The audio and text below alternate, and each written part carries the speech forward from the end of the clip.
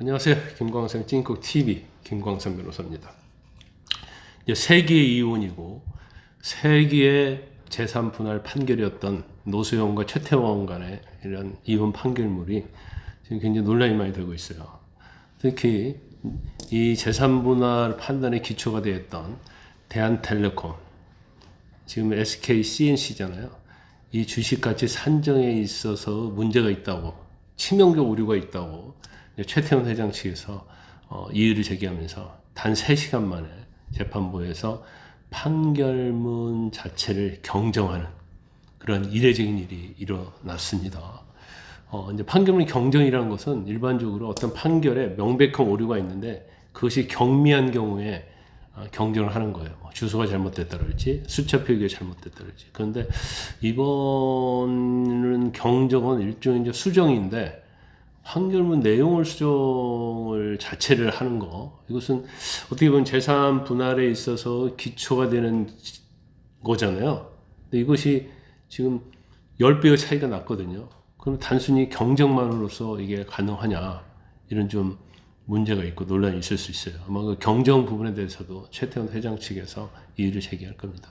제가 오늘 이제 법적인 얘기를 하는 것은 이 판결문에 대한 법적인 문제가 될 수 있는 것들, 또 대법원 가면 어떻게 될 것인가, 이제 이런 거에 대해서 객관적 입장에서 판단을 하는 것이지, 제가 최태원 회장의 편을 든다든가 아니면 최태원 회장의 어떤 불륜적인 도덕적인 그런 것을 감싸는 건 절대 아니라는 걸 말씀드립니다. 최태원 회장과도 아무 관계도 없고 노수용 원장과도 아무 관계가 없어요. 단지 저는 이제 전문가로서 법조인으로서 평가를 해드리는 거예요.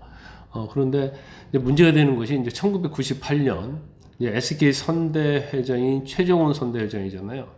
근데 이 회장이 이제 별세할 때 대한텔레콤 이제 주식 가치가 얼마였느냐, 문제가 이게 100원이냐 1000원이냐 10배 차이 나잖아요.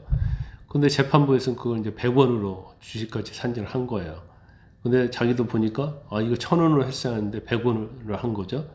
그러면 지금 선친의 주식 가치를 크게 확대를 하면 최태원 회장의 기여도는 이룬 재산이 적어지는 거죠. 이 반대가 되면 최태원 회장의 이룬 재산이 많아지게 되는 거고, 그러면 결국 노수용 원장이 가져갈 재산이 훨씬 더 많아진다, 이렇게 볼 수 있어요. 그래서 이 부분은 이번 판결에 있어서 굉장히 중요하다고 볼 수 있거든요. 그러면 지금 항소심 재판부에서 판결 선고를 했는데 그 이유 부분에 있어서 어떤 주식 가치 산정에 대해서는 뭐 10배 차이가 났는데 이걸 수정을 했단 말이에요. 그러면 주문은 수정을 안 했어요. 그럼 여러분들 의아할 거예요. 아니, 이유가 수정이 됐으면 주문이 수정돼야 하는 거 아니냐. 그런데 이유는 수정할 수 있지만 주문은 수정이 불가합니다. 그 이유는, 주문은요, 재판장이 법정에서 한번 선고하면 끝나는 거예요. 그 뒤로 주문은 절대 고칠 수가 없어요. 어떤 사례가 있냐면 법원에서 징역 3년을 선고해야 하는데 판사가 다른 사건을 헷갈려가지고 1심에서 징역 1년을 선고해 버렸어요. 근데 판결문에는 징역 3년으로 나와 있단 말이에요. 그러면 징역 1년이 선고된 겁니다. 구두가 중요한 거예요. 민사도 마찬가지죠.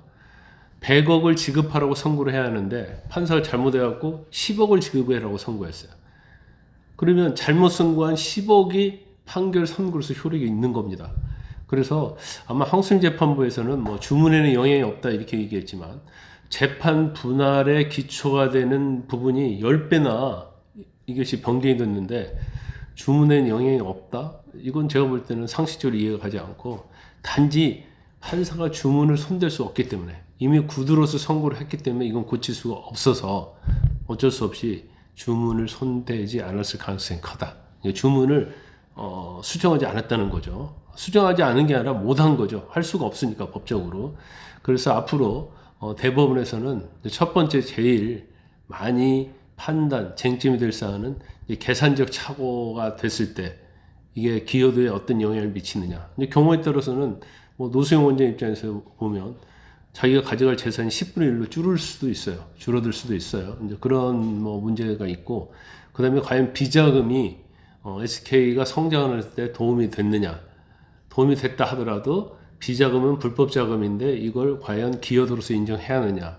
이제 두 번째가 그거고요. 세 번째가 제6공화국의 후광을 받았다고 하잖아요. SK가. 그래서 성장했다고 하는데 사실은 노태우 전 대통령 후광 자체도 사실은 이건 불법적인 거잖아요. 그 역시 마찬가지죠. 후광을 받았다 하더라도 이 불법적인 요소를 기여도에서 인정할 것이냐. 아마 이 세 가지가 가장 큰 쟁점으로 될 것 같습니다.